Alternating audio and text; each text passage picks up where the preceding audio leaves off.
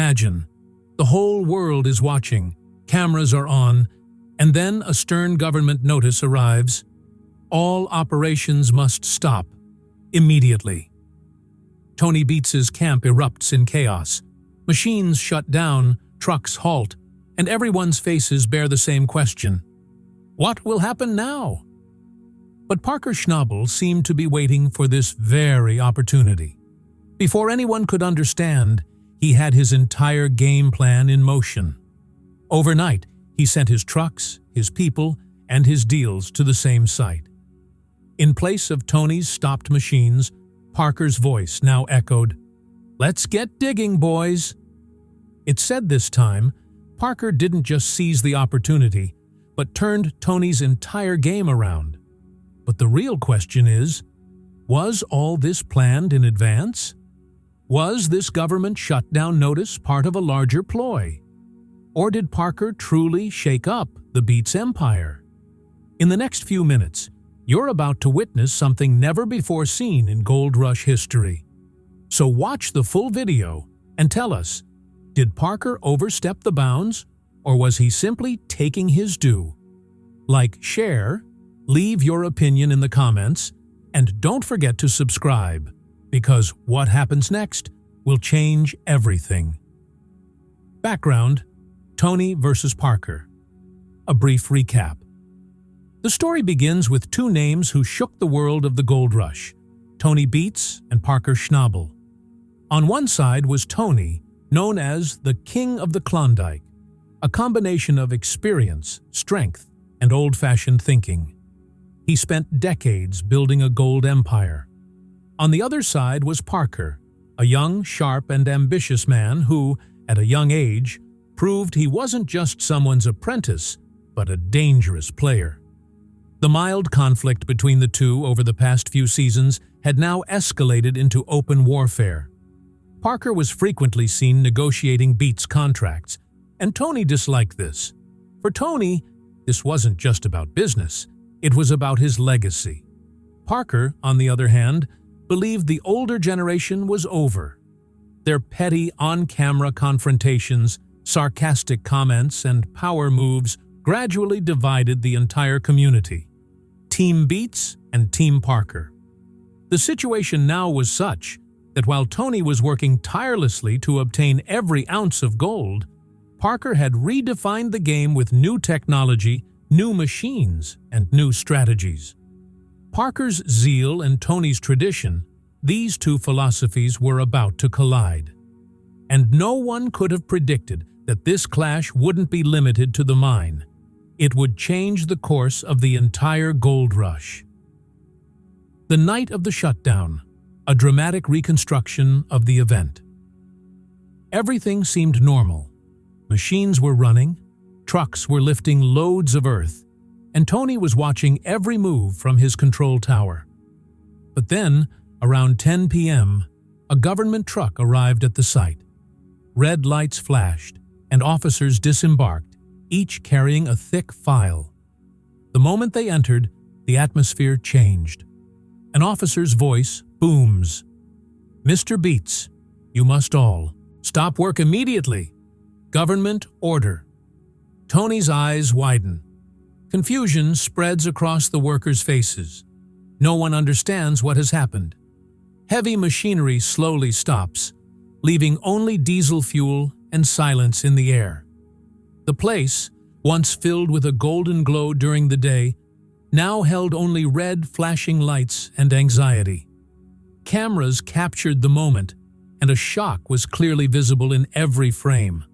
The voice of one of Tony's former workers still echoes in the footage from that night. "We thought it was a joke, but when the trucks stopped, we realized the game was over." Everyone was stunned, some checking paperwork, some taking instructions on the phone. Tony's empire, built with years of hard work, suddenly ground to a halt with a single notice. And at that very moment, somewhere far away, Parker's team had turned on the lights. The next morning was about to be his opportunity. This night changed the course of the Gold Rush story.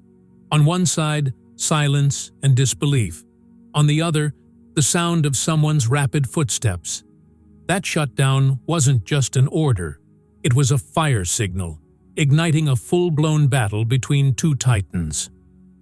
Chaos at Tony's camp. The inside story. Immediately after the shutdown, time seemed to freeze at Tony's camp. The machine stopped, the hum of grinders vanished, and only the distant sound of a cold wind lingered. The anxiety was evident on the crew's faces. Some looked down at the ground, some at files, others at the empty sky. For a team accustomed to traditional methods of operation, this moment was completely unexpected, as if someone had changed the rules overnight. In a slow interview cut, a veteran operator says, "We've worked here for years, and we've never seen a shutdown like this." The supervisor's throat is dry, but he tries to reassure the crew, "Don't panic now, let's see what happens." But the truth is, numbers are racing through their minds. Diesel costs, stalled payloads, and hourly losses. The camera lingers on empty trucks, their tires half buried in the mud. Tony himself emerges from the control room. Deep breath, heavy steps, and the same fear in his eyes that no leader wants to display. He stands among the team, holding a brief meeting, speaking little, each word carrying weight. "We'll figure this out," he says, but a low rumble is playing in the background, and someone drops a wrench to the ground in the distance. The sound cuts straight to the heart. This isn't just a break in operations, it's a blow to morale. For Tony's men, this isn't just a shutdown, it's a blow to identity. The methods they've been proud of for years are now under suspicion. Some are going through papers, some are on the phone with the permit office, and some simply sit silently, staring at the trailer wall. A line resonates repeatedly among the muffled voices. "What now?" And the entire camp comes to a standstill in response to that "what?" B-roll, close-ups of stopped machines, red engine-off lights, empty benches, and sweat-dampened helmet straps. The camera pans slowly to reveal a line of trucks, their hoods cooled. Faces, tired, worried, and slightly angry, make eye contact and then avert their gaze. The sound has a low rumble, a distant breeze, and the occasional echo of muffled conversation, as if the camp itself were holding its breath. Parker's strategy, how he moved quickly. Meanwhile, Parker pressed the stopwatch. No time to waste. First, he called the logistics team. Reroute shifts for fuel trucks, lighting towers on, and a quick update on the night shift roster. The second call was to the parts supplier. Whatever you need, however much you need, right now. The third call was to the site scout. Send GPS pins, clear entry, and set up a backup road. As the trucks departed, the radio became a flurry of short commands. Convoy 2-4, hold for crossing. Copy. Drivers planned a 12-hour non-stop run, with only fuel and coffee in between. Parker's team was meticulous in packing. Hydraulic hoses, cutting tools, spare filters, and portable generators, all loaded according to the list. The camera, with a motivational underscore, shows a long line of headlights on the highway. As they approached the site, Parker fired up a GPS mapping overlay, determining where the ground was soft, where the crane could turn without slipping, and which direction the light tower's beam would cover the largest area. A technician immediately raised the drone, verifying the route from above, and a ground spotter from below, calling, "Path clear." Meanwhile, the security team marked the perimeter to keep unwanted obstacles away and the machines running smoothly. Parker was also meticulous on the human side, placing senior operators at the front and newcomers in support roles, minimizing the chance for error. The team brief was clear. No chaos, discipline, no speed, precision. Parker himself arrived at the site in steel-toed boots, tablet in hand, and a short, "Copy that," radio earpiece, His body language spoke only one thing: "We're not here to play." In the middle of the night, the first machine tugged, hydraulics whirring, ever faster, driving SFX and pulsating Beets in the background. Fuel trucks powered the lighting towers, and the site glowed like a day shoot. The team established a shift rotation. Operators would change every 4 hours to prevent fatigue from causing mistakes. Small moments of triumph arose. A stuck bolt loosened, a narrow turn cleared, a heavy bucket lifted without a spill. Parker didn't delay. Trucks, diesel, and 12-hour days and nights. This line became a meme among the team, but it was his attitude that turned the opportunity into gold. The camera lingers on Parker's face, eyes focused, jaw set, and that slight "let's move" smile on his lips.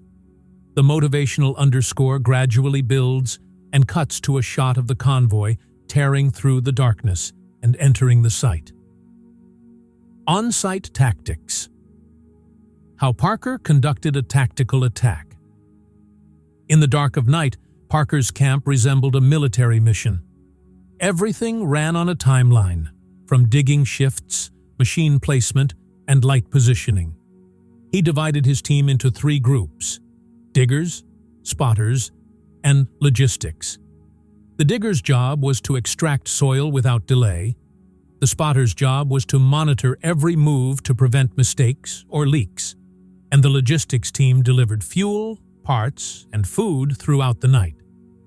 Working at night wasn't easy, but Parker's lighting strategy made all the difference.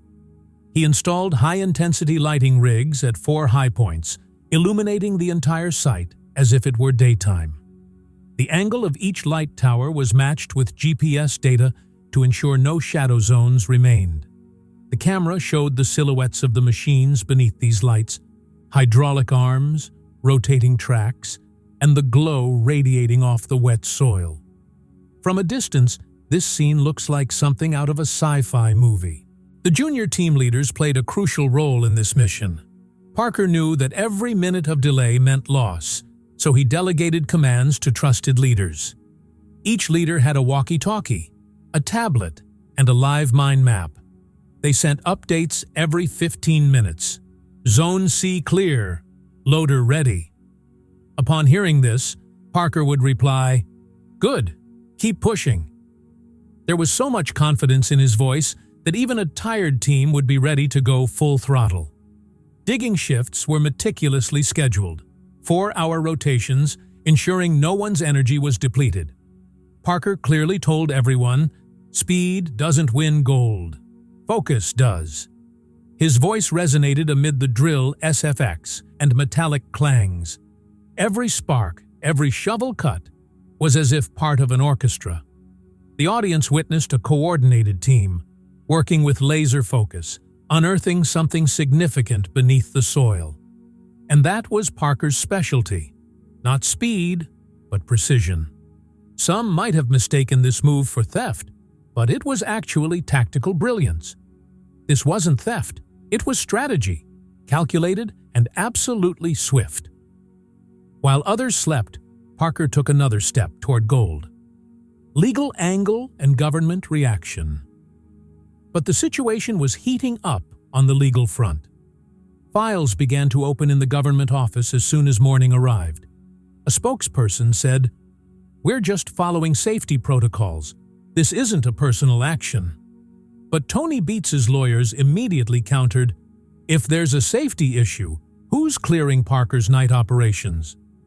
The matter was no longer just about mining, but had become a battle of politics and permits.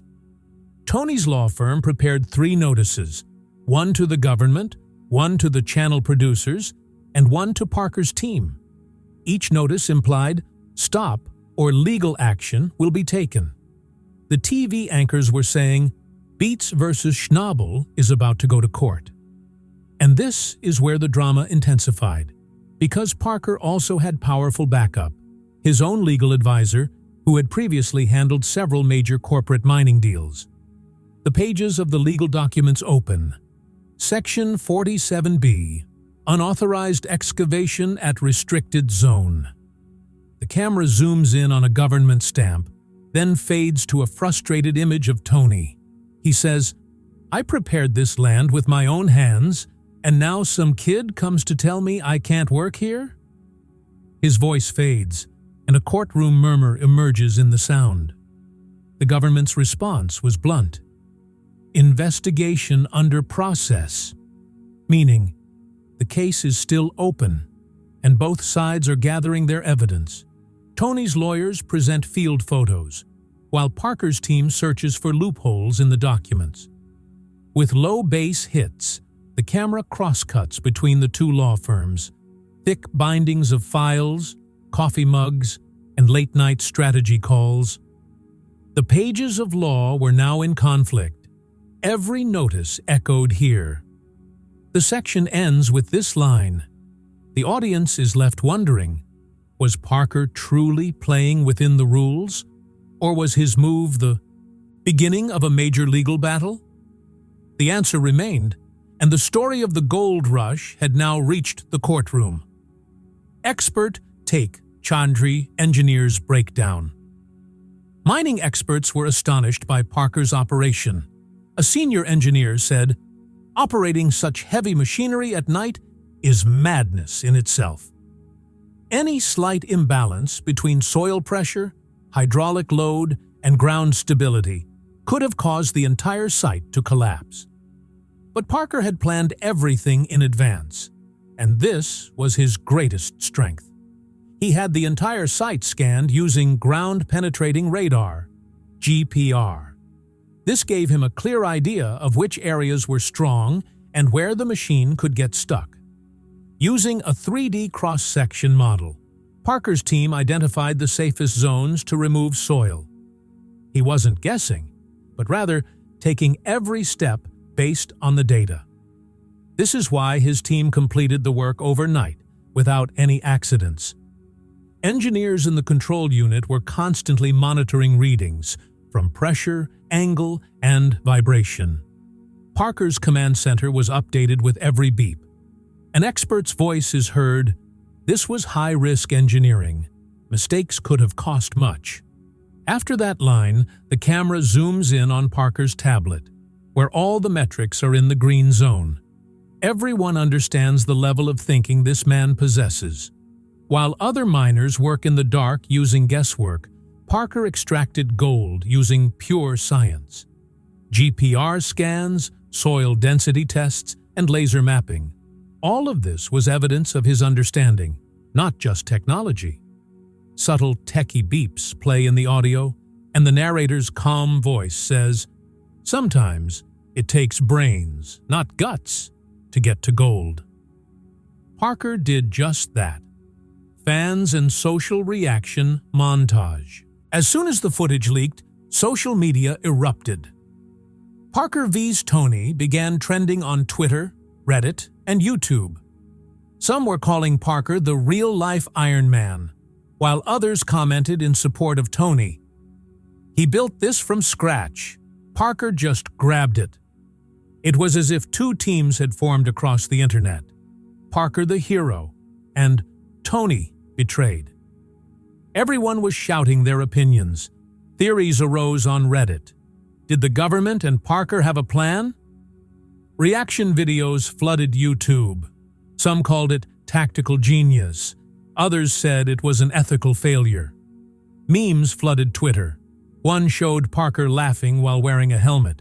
Another featured Tony's face and the words, "Shut down King." People's anger and curiosity were at their peak. Fights broke out in the comment sections.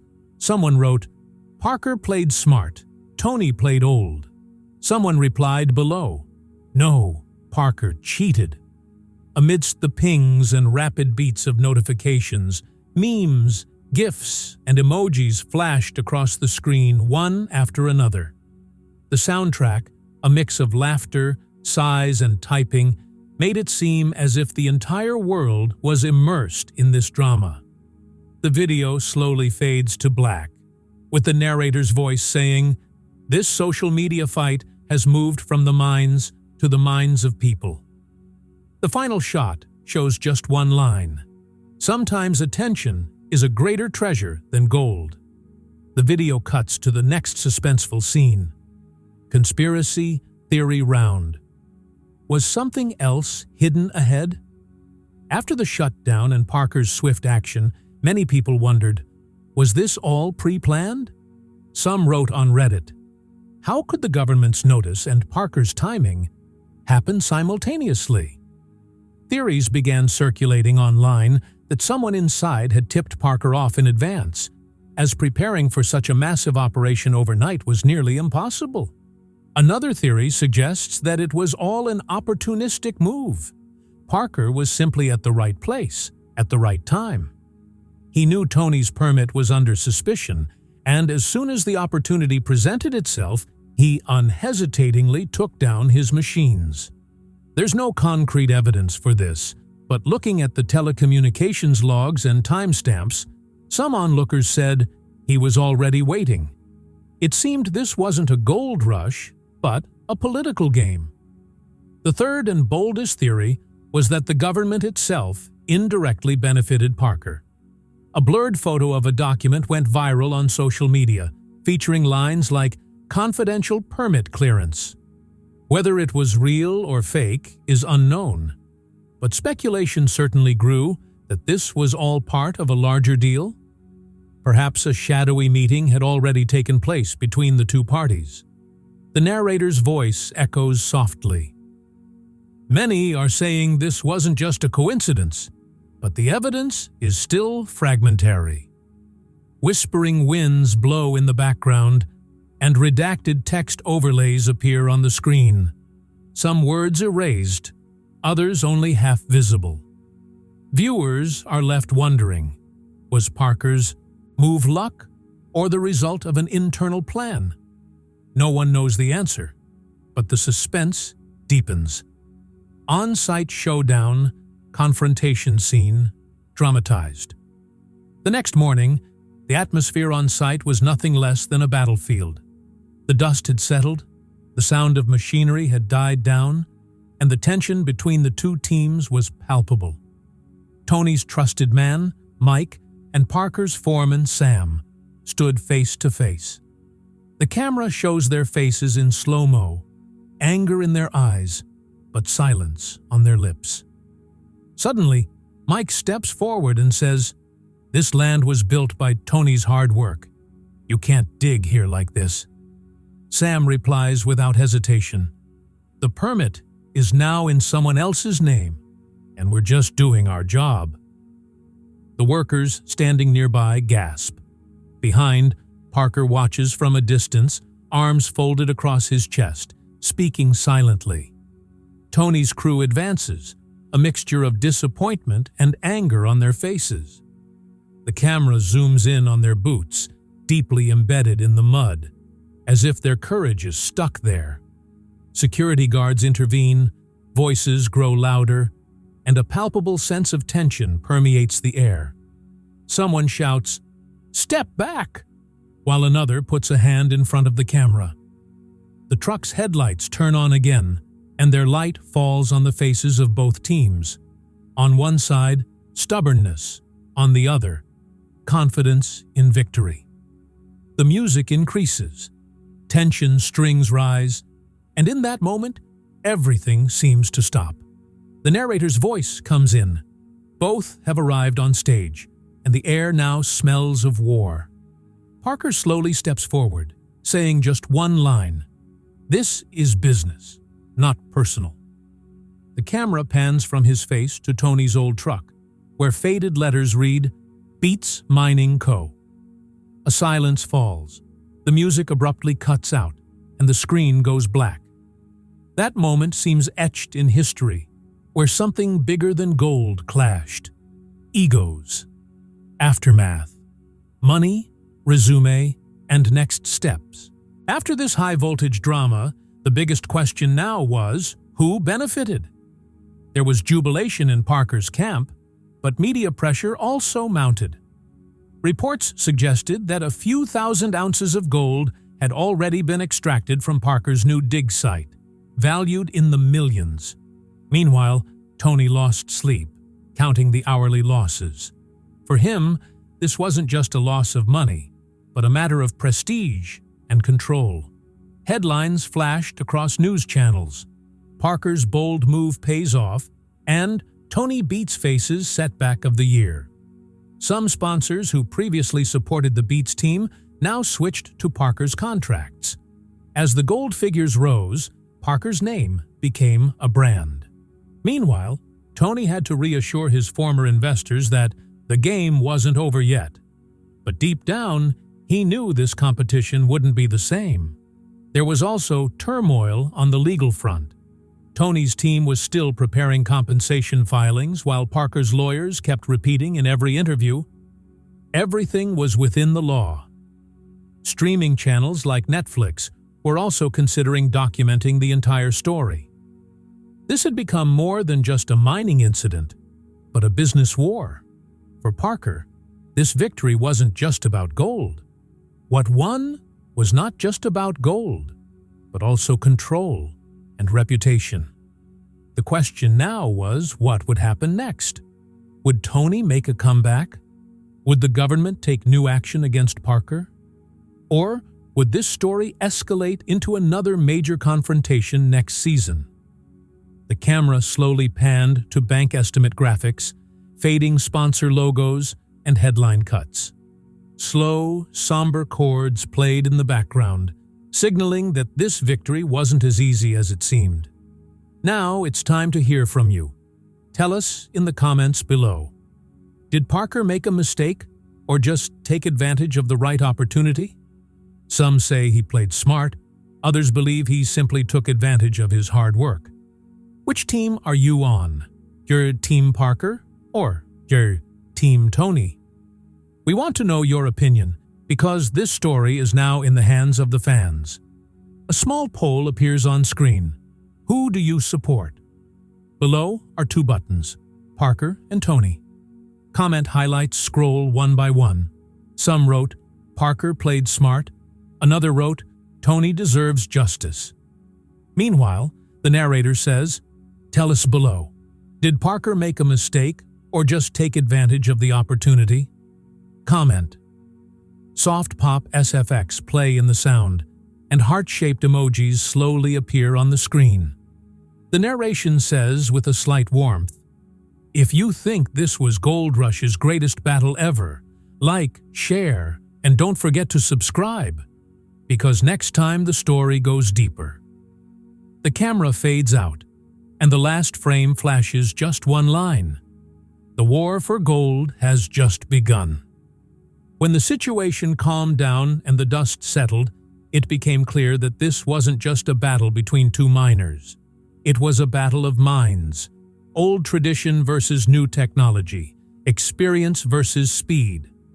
The reputation Tony Beets had, built over the years, was suddenly challenged. Meanwhile, Parker Schnabel proved that in today's world, not just hard work, but understanding and timing matter. Both did what they thought was right, but the result went in Parker's favor. Legally, Parker didn't break any major rules, but the question of morality remains. Tony's supporters still say that this victory was a matter of strategy, not luck, while Parker's fans consider it the beginning of a new era, where minds, not gold, triumph. The camera shows the faces of both in slow motion, one with his head held high despite defeat, the other with a serious expression despite victory. This confrontation has become a symbol not of one individual, but of the entire gold rush. The narrator's voice echoes softly. In reality, this isn't just a battle, it's a glimpse of a changing world.